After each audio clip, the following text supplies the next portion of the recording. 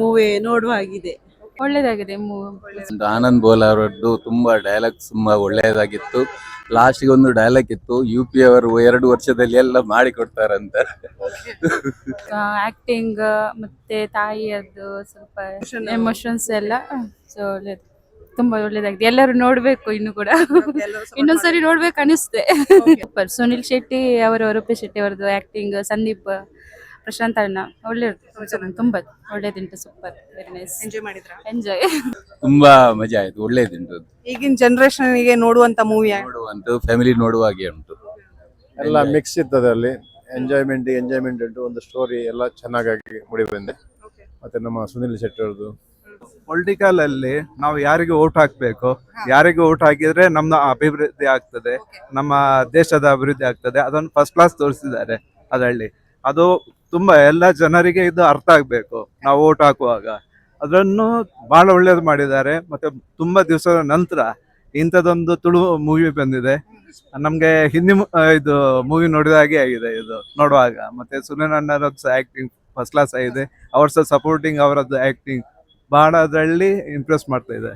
ಮತ್ತೆ ಎಲ್ಲಾ ಆಕ್ಟರ್ ಅವ್ರದ್ದು ಒಳ್ಳೆಯದು ಆಕ್ಟಿಂಗ್ ಮಾಡಿದ್ದಾರೆ. ಹಿಂದಿ ಮೂವಿ ಹಾಗೆ ನೋಡಿದಾಗೆ ಆಗ್ತಿದೆ. ರಾಜಕೀಯದವರು ಜನರನ್ನು ಹೇಗೆ ಯೂಸ್ ಮಾಡಿಕೊಳ್ತಾರೆ ಅಂತ ತುಂಬಾ ಅರ್ಥಗರ್ಭಿತವಾಗಿ ವಿವರಿಸಿದ್ದಾರೆ. ಅಂದ್ರೆ ಇವಾಗಿನ ಜನರೇಷನ್ ಅಲ್ಲಿ ನಡೀತಾ ಇರೋದು ಅದೇ. ಆಕ್ಚುಲಿ ಏನಾಗುತ್ತೆ ಅಂತ ಜನರಿಗೆ ಗೊತ್ತಿರುವುದಿಲ್ಲ.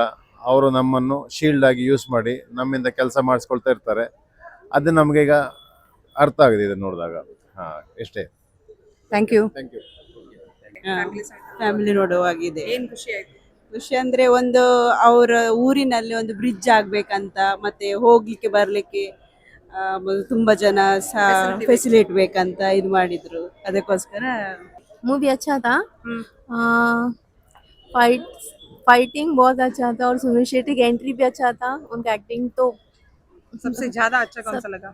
फाइटिंग, कॉमेडी भी अच्छा है ना? हाँ, ओवरऑल मूवी बहुत अच्छा था. ಲಾಯ್ಕ್ ಇತ್ತು ಪಿಕ್ಚರ್, ಮಸ್ತ್ ಲಾಯ್ಕ್ ಇತ್ತು. ಮತ್ತೆಲ್ಲ ಎಂಜಾಯ್, ಮಸ್ತ್ ಎಂಜಾಯ್. ಸುರುಡ್ದು ಲಾಸ್ಟ್ ಮುಟ್ಟಲ್ಲ ತೆಲ್ಪುನ ಮಸ್ತ್ ಕಾಮಿಡಿ, ఒక ಆಕ್ಷನ್, ఒక ನಮ್ಮನ ಅಣ್ಣೆ ಸುನಿಲ್ ಶೆಟ್ರು ಮಸ್ತ್ ಲಾಯ್ಕ್ ಅಂಡ್ ಒಳ್ಳೇದಿತ್ತು.